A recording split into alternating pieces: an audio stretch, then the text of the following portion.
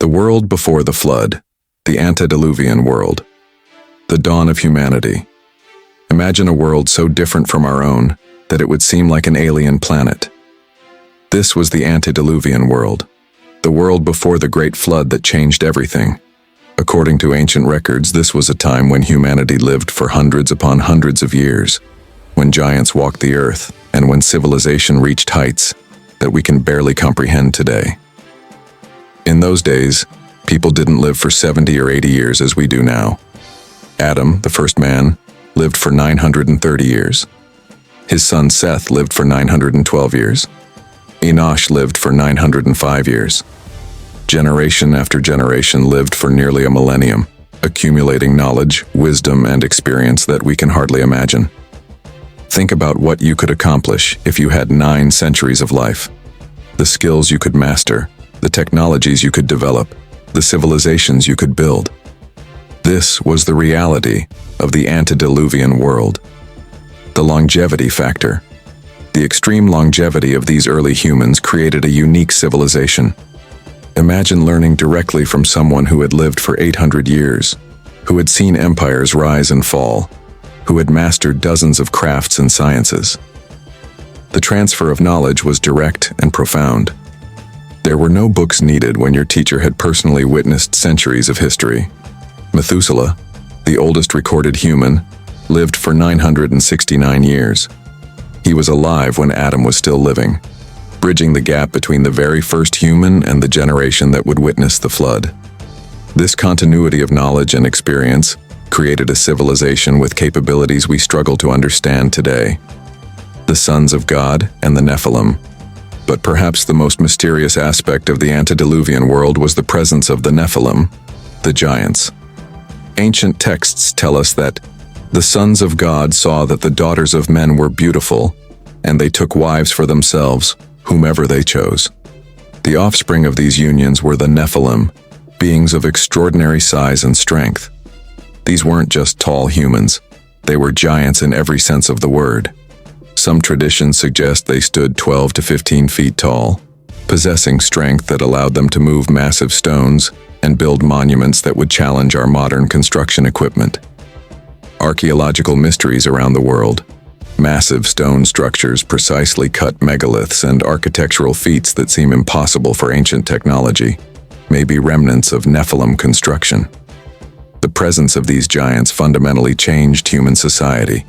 They became the mighty men of renown, the heroes and leaders of their age. But their influence wasn't entirely positive. Their supernatural strength and long lifespans allowed them to dominate and corrupt human civilization in ways that ultimately led to divine judgment.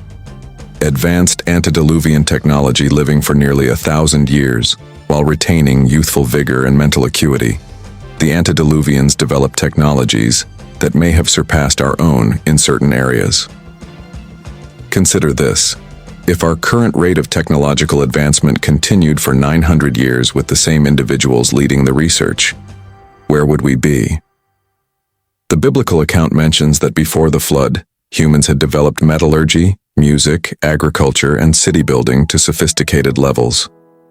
Tubal-Cain was an instructor of every craftsman in bronze and iron. This suggests not just basic metalworking, but advanced techniques that we associate with much later periods of history. Some traditions suggest the antediluvians possessed knowledge of astronomy, mathematics, and engineering that allowed them to create structures and devices of incredible sophistication. The fact that Noah was able to build an ark capable of preserving life through a global catastrophe suggests engineering knowledge that was far from primitive. The corruption of creation. But with great power came great corruption. The extended lifespans and advanced capabilities of the antediluvians led to unprecedented levels of moral decay. Violence became commonplace, not just between individuals, but on a scale that encompassed entire civilizations.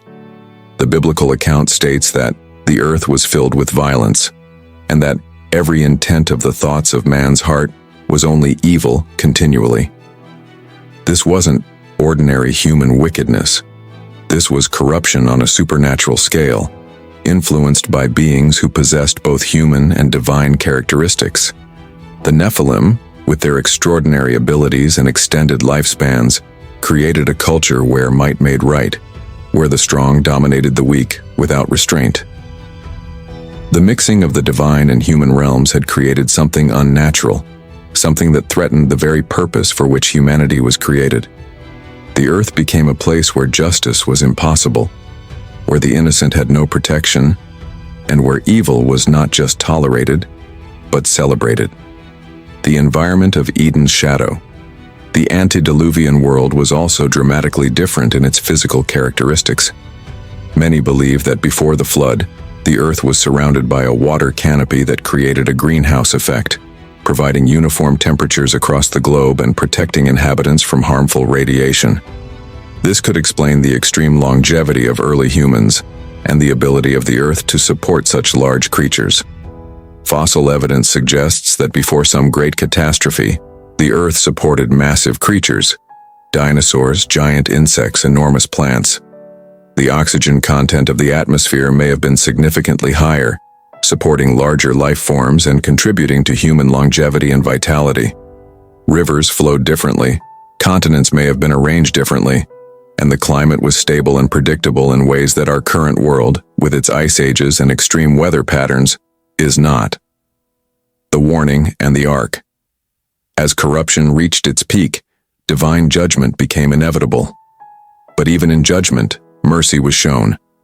Noah, a man who found grace in the eyes of the Lord, was chosen to preserve life through the coming catastrophe. The construction of the ark itself demonstrates the advanced knowledge of the antediluvian world. This wasn't a simple boat. It was a massive vessel, 300 cubits long, 50 cubits wide, and 30 cubits high. Using the standard cubit of 18 inches, this ship was 450 feet long, 75 feet wide, and 45 feet high. It had multiple decks and was designed to house representatives of every kind of air-breathing life on Earth. The engineering required to build such a vessel, to make it seaworthy, and to design systems for feeding and caring for thousands of animals for over a year, suggests technological capabilities that were far from primitive. The final century. For 120 years before the flood, Noah preached righteousness while building the ark. Imagine the scene. In a world that had perhaps never seen rain, a man building a massive ship and warning of divine judgment through a global flood. To the sophisticated, long-lived antediluvians, Noah must have seemed like a madman. But Noah had something they lacked: a relationship with the Creator. While the antediluvian world had achieved great things through human effort and supernatural influence, they had lost connection with the source of all true knowledge and power. The irony is profound. A civilization capable of incredible feats of engineering and possibly possessing technologies we haven't rediscovered was destroyed because they ignored the simple message of one righteous man who walked with God. The Great Catastrophe. When the flood finally came, it came with devastating power. All the fountains of the great deep were broken up, and the windows of heaven were opened. This wasn't just heavy rain. This was a restructuring of the Earth's water systems on a scale that boggles the mind. The water canopy collapsed, underground water sources burst forth, and in 40 days and 40 nights, the entire surface of the Earth was covered. Every air-breathing creature that wasn't in the ark perished. The advanced civilization of the antediluvians, with all their knowledge, technology, and supernatural advantages, was swept away.